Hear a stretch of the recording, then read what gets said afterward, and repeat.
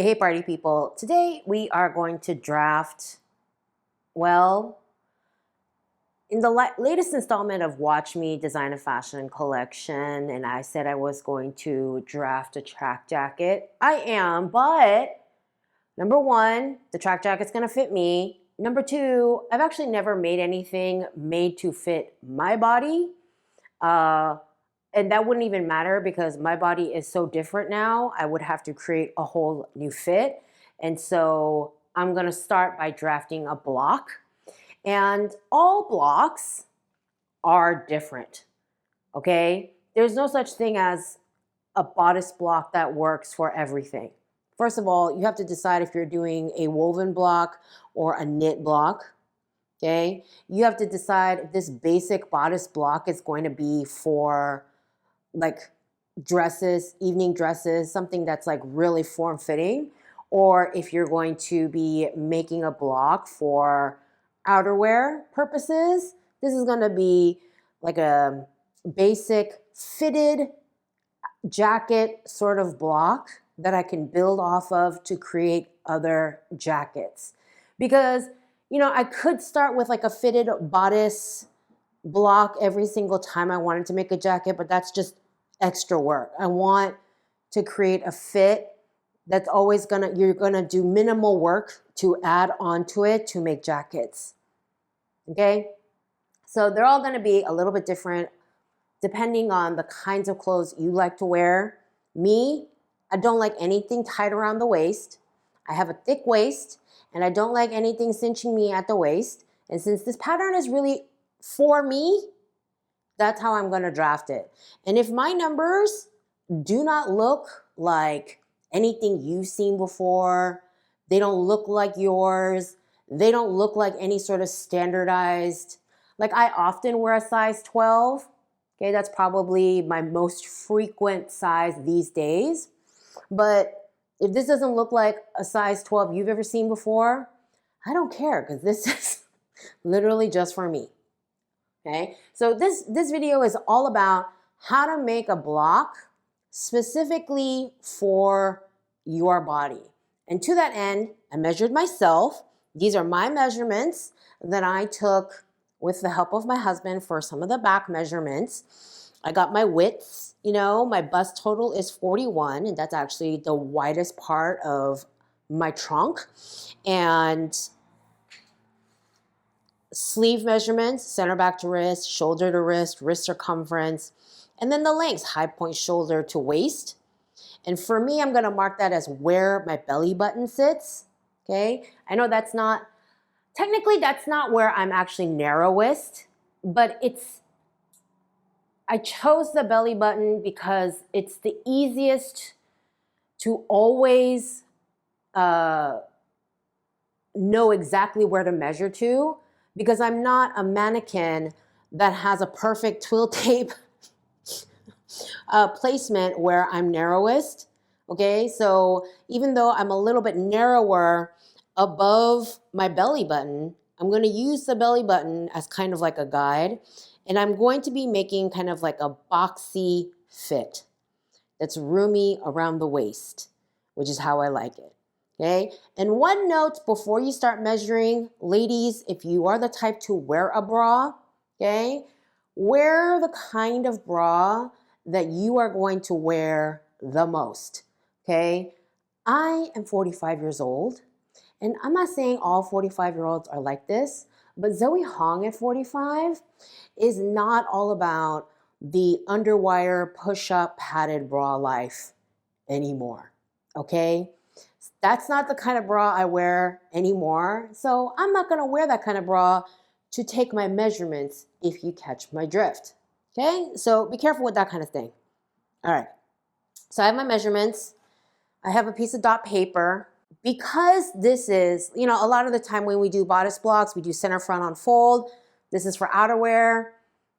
So I'm always gonna have a center front seam or opening. So center front is here, center back is here. Okay, drafting the right side of your body is standard, although if you don't, like, no one's gonna die. You know, on the main channel, I do have a video where Mariah guest lectured all about how to drape a muslin on the form. That one is very fitted to the body. This one's gonna be a little bit boxier, and we're drafting just straight off the measurements. And then we're going to do a muslin prototype off of our pattern, correct it on our bodies, and then correct the pattern.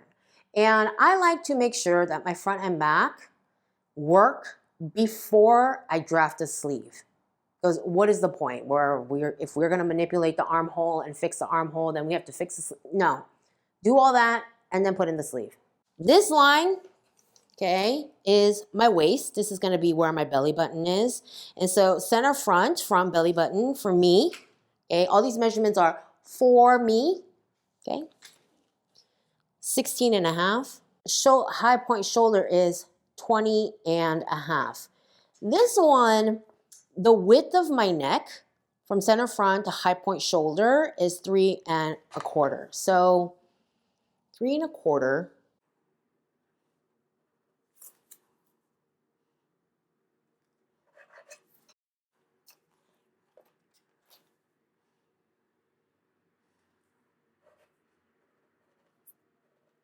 This is my high shoulder point, okay? And later on, we're gonna make a little neck hole like that. High shoulder point to apex is 11 and a half. Apex to apex is 8 and a half. So half of that is 4 1/4 from center front.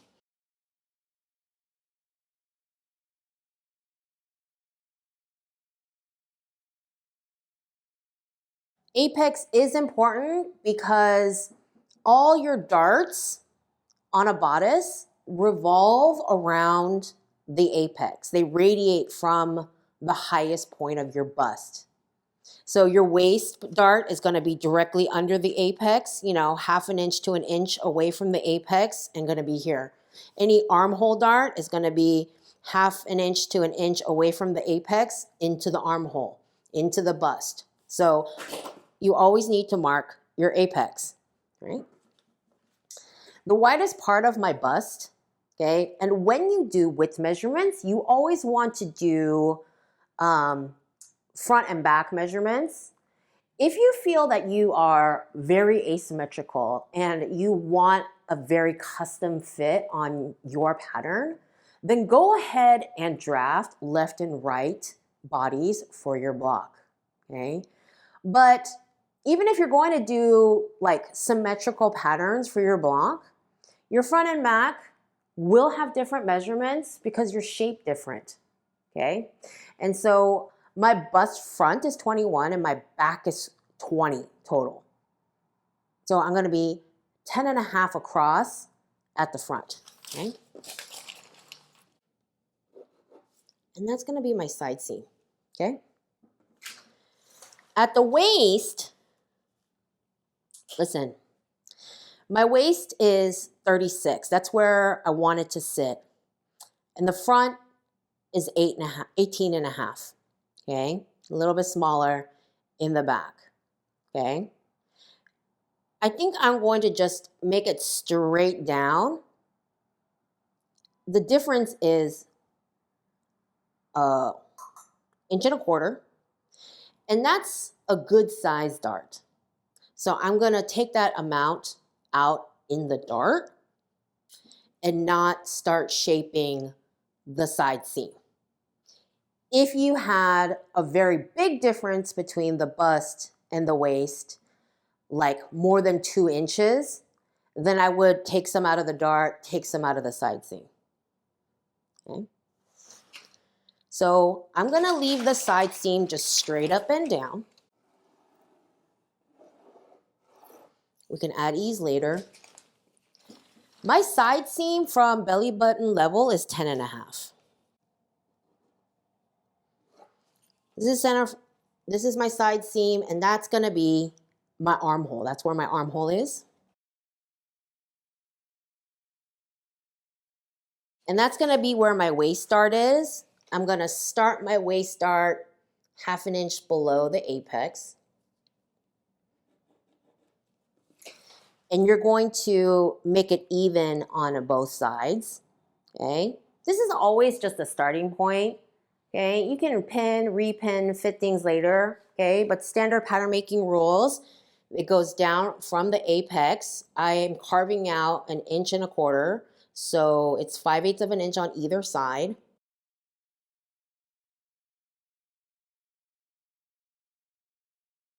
We're gonna mark that punch hole for our dart, and that's gonna be our dart.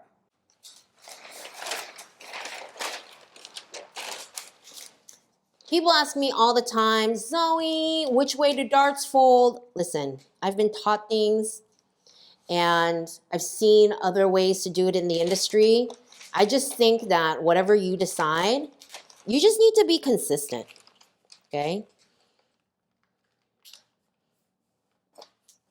Honestly, I've been taught to fold with the dart underlay towards the side seam, you know, the back also towards the side seam, but I like this look better. So that's what I'm doing, okay?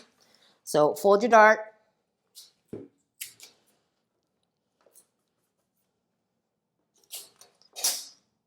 And you're gonna true your waist.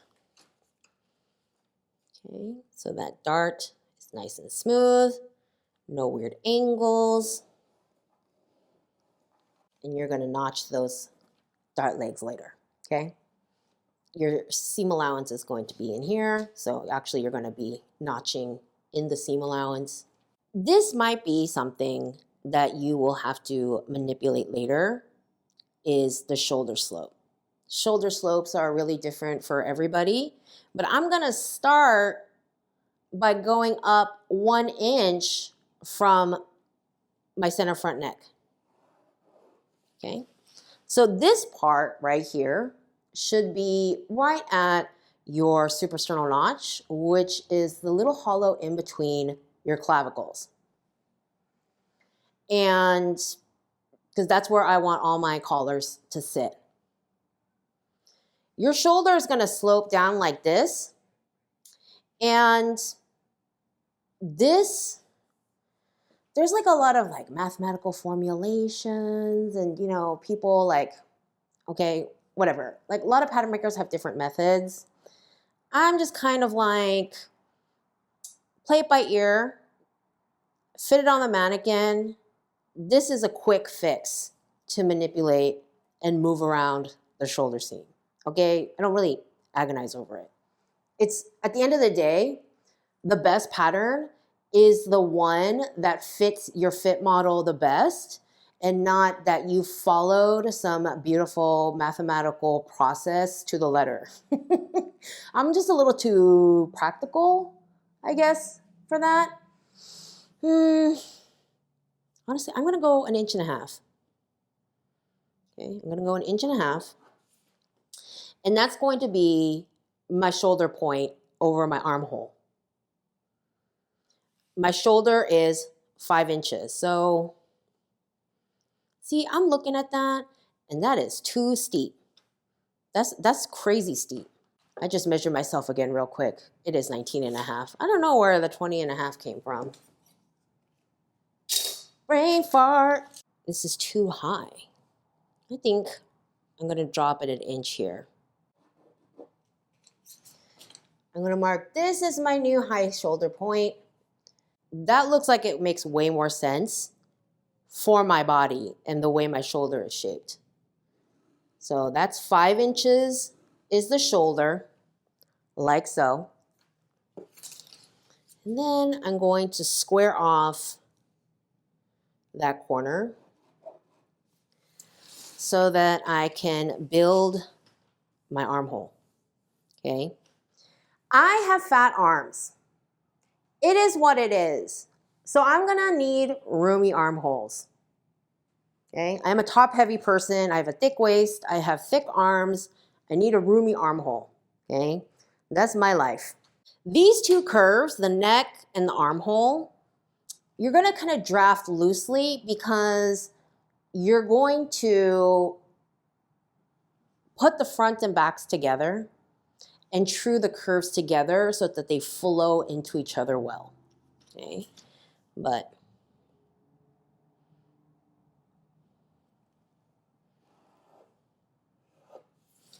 that's gonna be the basic armhole.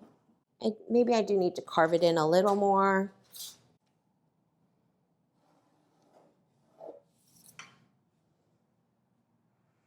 Okay, that's probably gonna be 10 and then 10.5 when you add ease. Okay, so there's my basic front. Is that all fitting on screen? Let's do the back. Center back to center back neck is 19. So again, this is my waist. The widest part of my back is 20 inches. Half of that is 10. So let's mark that here.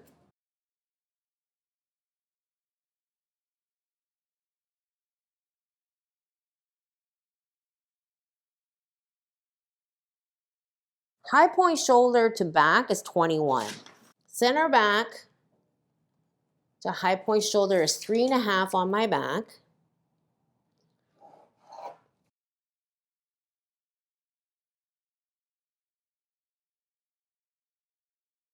And this is my high point shoulder in the back, high shoulder point. I swear I'm not dyslexic, but I get high shoulder point, high point shoulder, like all the time. All the time. Okay. Shoulder is going to come. And typically, this slope in the front is going to be more slanted because this part kind of wraps back into your shoulder more than the back. But this also must be still 5 inches across. Those two meet. So the front slopes more. And your back is longer than your front. Okay, it's coming around your shoulder blades and up and over your shoulder. So typically, okay, generalizing bodies here, your back panel is going to be longer than your front panel. There's my side seam. This is 4.25. I'll do the same distance for the back. You know, if you're confused, you can hit the midpoint. Let's do the midpoint, you know?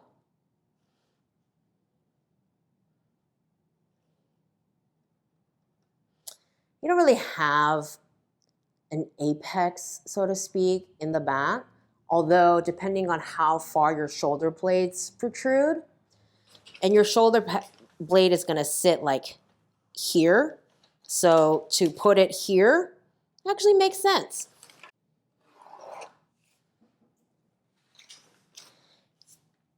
Your back dart, the length of it, it just really depends on your body. Okay?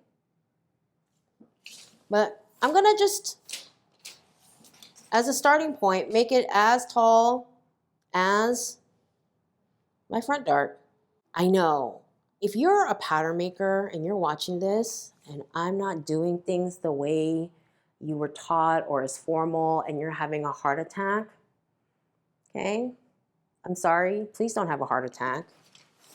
But it's really not that serious. It's really about trying to figure out your fit and building a map, a starting base for you to create a muslin and fit your body. Now, my back waist total is 17.5. Half of that is 8.75. This is 10. So 1.25. So again, 5/8 on either side.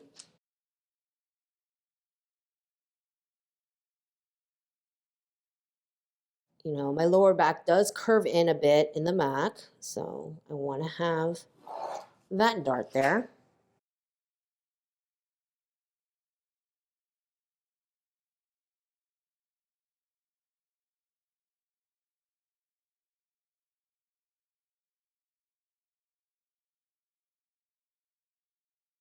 There's your waist dart. Most human beings, we need a full range of motion in the front. And so I like to scoop out plenty in the front armhole. Okay, most of us do not extend our arms backward or need to have that scoop out in the back. We need more fabric back there, and so we're gonna have a much flatter armhole in the back, okay? That's just naturally how people are formed, okay? Like the exact curves are gonna be different, but that's generally all humans. So if you see a bodice pattern where the front and back armhole look identical, the curves, oh, that's a problem. Again, this is just a prelim curve before we walk our pattern and connect our armholes. So it's gonna look kind of like that, okay? I'm gonna go ahead and add ease to the body now. So I am going to be adding, it's for outerwear. I want plenty of ease, and I'm gonna be adding half inch. That's gonna be 2 inches all the way around the circumference of the body. Just mark this ease so you don't think it's seam allowance later. Not all ease is created equal. You know, if you're doing really tight garments, maybe you don't want that much ease. Maybe you do.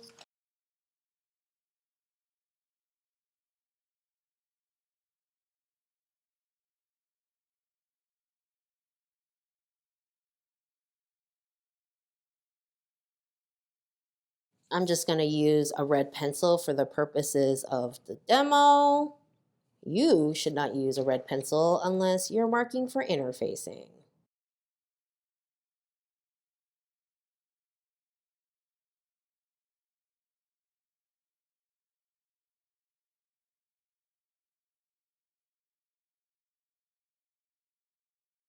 So that's what my armhole is gonna look like. It's gonna scoop forward, okay, and have plenty in the back.